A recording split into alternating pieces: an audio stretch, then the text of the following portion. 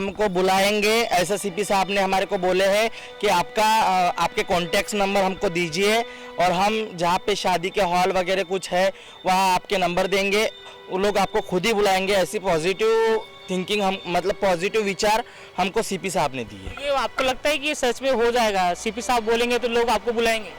देखो अभी ऊपर वाले की इच्छा है, जिनके मन में हमारे बारे में प्रेम भाव होगा, जो लोग हमको मानते हैं, जिस तरीके से भगवान को मानते हैं, हम लोगों को मानते हैं, अगर उस तरीके से उन लोगों के दिल में हमारे बारे में अगर कुछ थोड़ा अच्छा होगा तो वो बुलाएंगे। और जिनके तो गाली गलौज भी होती है, ये सारी चीज़ें जो है ज़्यादा तौर पर अगर रेलवे स्टेशन में जाते हैं या फिर रेलवे में रहते हैं तो अगर आप पैसे नहीं देते तो गाली गलौज करते हैं, आप साड़ी उतार देते हैं, ये कितना सही होता है? क्या हम लोग जिसको ड्यूटी नहीं रहती हम उनके लिए दुआ करते, जिसको औलाद नहीं होती उसके लिए दुआ करते, हाँ जिसकी लड़की की शादी नहीं होती हम उसके लिए दुआ करते कि माता रानी इसको जल्दी से कोई भी जोड़ा है, इसकी शादी हो, भगवान तेरे यहाँ खुशियाँ आए और हमारा ढोलक बजे। हम जिसके यहाँ बच्चा नहीं होता हम उसके बच्चे की दुआ करते ऊपर वाले से कि इसकी गोद भरे और हम 9 महीने पीछे हम आए। ये हमारा सब सदियों पुराने से चलते आया, राम के राज से किया जाए।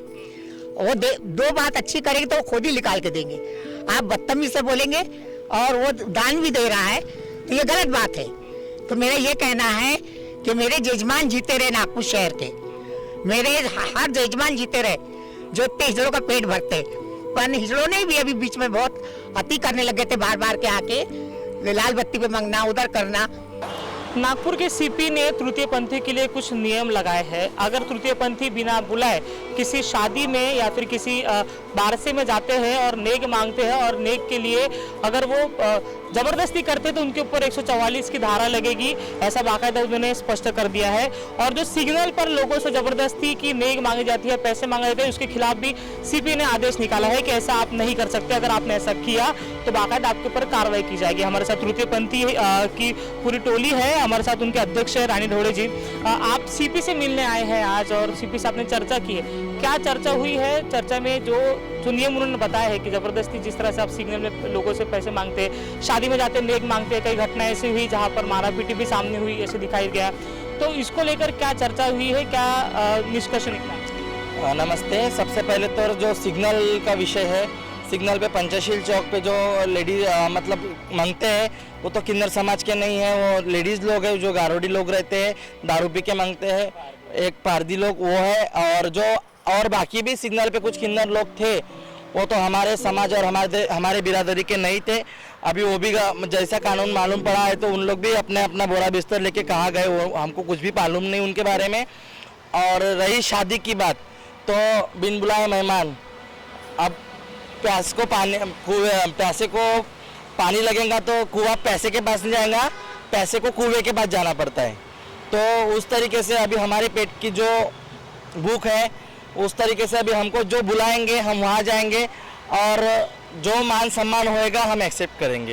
लेकिन आपको लगता है कि आपको लोग बुलाते हैं या फिर ऐसा दिखाया जाता है कि आप लोग जो है शादी का जहाँ मंडप दिखता है वहाँ पे चले जाते हैं, आपको बिन बुलाए कहा जाता है कि आप बिन बुलाए आ जाते हैं, तो अभी आपको बुलाएगा कौन? अगर आप नहीं बुलाएगा तो फिर आपका जो उपजीविका है वो किस तरह से? तो हमको बुलाएंगे, ऐसा सीपी साहब ने हमारे को बोले हैं कि आपके कॉन्टैक्ट नंबर हमको दीजिए और हम जहाँ पे शादी के हॉल वगैरह कुछ है वहाँ आपके नंबर देंगे, वो लोग आपको खुद ही बुलाएंगे। ऐसी पॉजिटिव थिंकिंग हम मतलब पॉजिटिव विचार हमको सीपी साहब ने दिए। ये आपको लगता है कि ये सच में हो जाएगा? सीपी साहब बोलेंगे तो लोग आपको बुलाएंगे? देखो अभी ऊपर वाले की इच्छा है, जिनके मन में हमारे बारे में प्रेम भाव होगा, जो लोग हमको मानते हैं, जिस तरीके से भगवान को मानते हैं, हम लोगों को मानते हैं, अगर उस तरीके से उन लोगों के दिल में हमारे बारे में अगर कुछ थोड़ा अच्छा होगा तो वो बुलाएंगे, और जिनके दिलों में नफरत होगा वो लोग नहीं बुलाएंगे। अगर नहीं बुलाए सर, सपोज जो सामान्य लोगों की इच्छा है कि वो अपने पैसे बचाने की कोशिश करते हैं, उन्हें नहीं बुलाए तो फिर आपकी उपजीविका कैसे चलेगी? अब जैसे चलेंगे गुजर बसर कर लेंगे, जो भी मिलेगा उसमें। सीपी साहब ने आदेश दिया तो उसका पालन करना ही पड़ेगा। हाँ, सीपी साहब ने जो 144 कलम लागू किए है उसका हम समर्थन करते हैं, उसका पालन भी करेंगे। जब न्यूज सामने आई थी 144 धारा लगेगी तो उसके बाद आपकी रिएक्शन क्या था कि सही निर्णय लिया सीपी साहब ने या गलत निर्णय, क्या कुछ तो लगा होगा? हमारी जब मीटिंग हुई समाज की तो हमारे समाज में जो मीटिंग हुई तो हमने सबने बोले कि जो 144 जो कानून लागू किए वो अच्छा किए, उसका समर्थन करते, क्योंकि हर जगह जगह शहर में लोग इतने परेशान होते थे, घर से निकलो तो उनको पैसे देना पड़ता था, घर जाओ तो उनको पैसे देना पड़ता था, लोग हमको भी तकरार करते थे। और जो कानून निकाला उसका हम पालन करेंगे। ये जो सिग्नल पर जो तृतीयपंथी ये नेग मांगते हैं, पैसा मांगते हैं, उससे लोग तो त्रस्त हो गए थे। उसको किस तरह से देखते हैं? और अगर पैसा नहीं दिए तो गाली गलौज भी होती है। ये सारी चीज़ें जो है ज़्यादा तौर पर अगर रेलवे स्टेशन में जाते हैं या फिर रेलवे में रहते हैं तो अगर आप पैसे नहीं देते तो गाली गलौज करते हैं, आप साड़ी उतार देते हैं। ये कितना सही होता है? ये सारा आपको माहौल पंचशील टॉकीज के पास देखने मिल जाएगा। वो पारदी लेडीज लोग जो है वो पैसे आप लोगों से बदतमीजी से मांगेंगे और वही पैसे से वो दारुआ पीते, अपने बच्चों को पिलाते और फिर वो वापस अपने सिग्नल पे आज, और हम लोगों को देख के वो लोग भाग जाते वहाँ से, है ना। तो और हमारे नागपुर शहर में अभी एक ही हमारा बुजुर्ग किन्नर मेरी गुरु बची है, ठीक है, यही है। अब ये सब चीज़ों का इन पे क्या असर पड़ता हमको भी नहीं पता। हमको तो बुरा लगा ये सब चीज़ का कि लोगों के वजह से हमारी बदनामी हो रही है। तो किसी भी तरह से ऐसी घटना कभी नहीं हुई कि तृतीयपंथी ने इस तरह से कभी किया नहीं, ऐसा लग रहा है? हमारे इधर तो हम किन्नर लोग तो खुद लोगों के घरों में जाते दुआ करने, और हम लोग गमी में नहीं जाते। किसी के घर अगर दुख हुआ तो हम मंडप देख के खुद रुक जाते वहाँ पे। हम बिल्कुल किसी के गमी में नहीं जाते। हम पंडित नहीं है कि कौन मरेगा तो हम उसका भी खाएंगे। हम लोग खुशियों में जाते क्योंकि हमको खुशी मनाना आता। नाच गा के हम आपको खुश करते तो आप हमें खुशी खुशी नेक देते हो। हम आपको तकलीफ दे के नेक नहीं लेते। आपका नाम, आपके नागपुर में आप गुरु हो सबसे बड़े, अभी आपका नाम बता दें। मेरा नाम है सपना बाई। ये जो निर्णय अभी फिलहाल सीपी ने दिया है कि अगर आप लोगों के पास जाते जबरदस्ती पैसा मांगते तो केस लगेगा, तो कैसा आपको इसको किस तरह से देखते हैं? नहीं, जो सीपी साहब ने बोले उनका मैं आदर करती हूँ। जैसे उन्होंने वो ये सही बोले कि जबरदस्ती नहीं करना, उनका मौत जो देते हैं वो लो, और तुम जबरदस्ती नहीं कर सकते। उनके जो बात बोले वो मुझे अच्छा लगा। अपन ऐसा है कि हम लोग जिसको ड्यूटी नहीं रहती हम उनके लिए दुआ करते, जिसको औलाद नहीं होती उसके लिए दुआ करते, आज जिसकी लड़की की शादी नहीं होती हम उसके लिए दुआ करते कि माता रानी इसको जल्दी से कोई भी जोड़ा है, इसकी शादी हो, भगवान तेरे यहाँ खुशियाँ आए और हमारा ढोलक बजे। हम जिसके यहाँ बच्चा नहीं होता हम उसके बच्चे की दुआ करते ऊपर वाले से कि इसकी गोद भरे और हम 9 महीने पीछे हम आए। ये हमारा सब सदियों पुराने से चलते आया राम के राज से।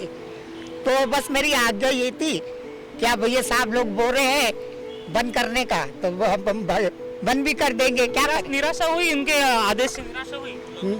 निराशा क्या, अब जो ऊपर वाले को मंजूर होगा तो वही हो सकता है। उनकी तो ड्यूटी है, उनके ऊपर भी कोई बैठे है, उन्होंने उनके वो नहीं करते, उनके भी बोलते हैं। हाँ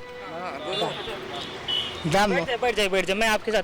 आप गुरु हो और ये जो मैं आपसे सवाल संबंधने की कोशिश करता हूँ कि जब रेलवे स्टेशन में जाते हैं, गाड़ी में जाते हैं, तो कई बार ऐसा होता है कि अगर किसी ने पैसे नहीं दिया तो गाली गलौज कर देते हैं कि तृतीयपंथी नहीं, कई तृतीयपंथी भी लोग होते हैं ऐसा करते हैं। तो क्या तृतीयपंथी को बताया जाता है इस तरह से करने की? नहीं जी, नहीं।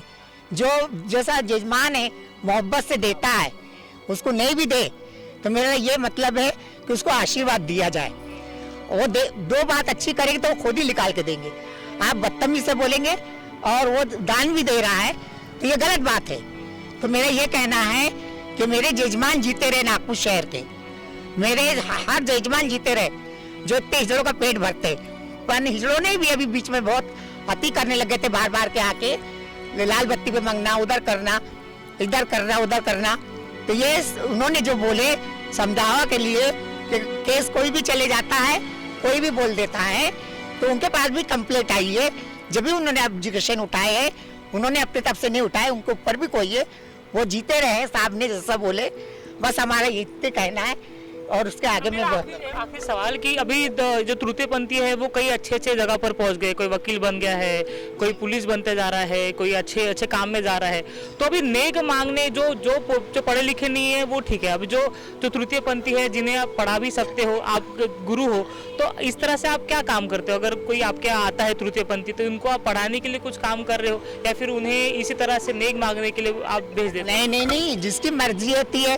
तृतीयपंथी पढ़ा लिखा है तो वो खुद अपने आप पे बोलेंगी नहीं मुझे ये नहीं करना है, हमको सर्विस करना है, क्योंकि मैं उसको कैसे रोक लूंगी, वो सर्विस ही करेंगे ना, उसको लगेंगे जॉब तो जॉब करेंगे। अब उस लोग उस नजरों से हमको देखे तो सर्विस करने में भी कोई इतराज नहीं है। समाज नहीं देखता आपको उस तरह से? हमारे को समाज के हमारे घर वाले भी नहीं देखते ना। समाज ने बदलना चाहिए। समाज ने बदलना चाहिए और हमारा समझौता जैसा अब चल रहा था, जैसा रोटी का हमारे बच्चे वाले दे रहे थे हमको, हमारे बच्चे वाले बने रहे, और नहीं भी दे हमारे बच्चे वाले तो हम उनको दुआ देंगे और देते रहेंगे। हमारे नागपुर वाले जजमान है, मारवाड़ी, पंजाबी, सिंधी, मराठी, मेरे सारे मराठी भी है जो पहले नहीं देते थे, 200 देते थे, वो हमको भी 500 भी देते हैं।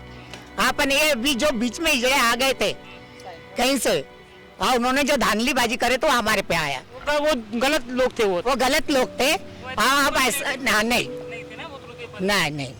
तो नागपुर में जो है तृतीय पंथी जो लोग हैं वो सीपी सर के पास आए और उन्होंने जिस तरह से सीपी ने कहा कि अगर आप ज़बरदस्ती से किसी से पैसा लोगे या फिर किसी के शादी में जाओगे तो उसके ऊपर आपके ऊपर धारा 144 लग सकती है, तो उसका बाकायदा समर्थन जो है तृतीय पंथी ने किया है और इस तरह से जो घटनाएं हुई है वो नहीं हो, इसके लिए भी उन्होंने स्पष्ट कर दिया है कि ऐसी घटना जो हो रही है वो गलत थी, ये घटना नहीं होनी चाहिए थी। कैमरा पर्सन दिनेश कुमरे के साथ अमित वांद्रे, नागपुर समाचार 24।